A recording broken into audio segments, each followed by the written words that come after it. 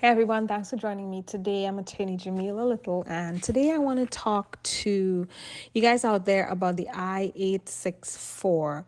This is the Affidavit of Support, and it's used in most applications for green cards or lawful permanent resident applications. Typically, it's done by a family member and the sponsor for your application.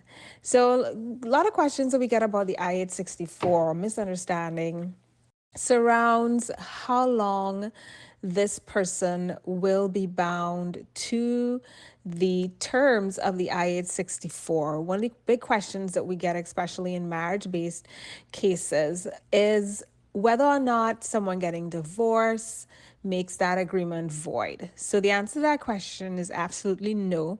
This is a contract between the sponsor and the US government. And so whether or not you get divorced does not change the fact that you are still bound to the agreement on the affidavit of support.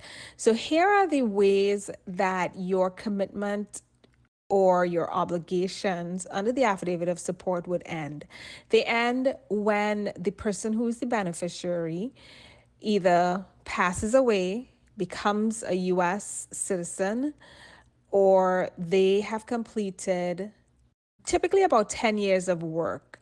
And then after any one of those three occurrences happen, then the person who has signed the affidavit of support is released from their obligations. Outside of those, there aren't very many ways that you get out of the affidavit of support. So something to consider before you move forward with it, just to make sure that you're informed as to what you are getting yourself into, what you are agreeing to actually do. All right. Well, thanks for watching, guys.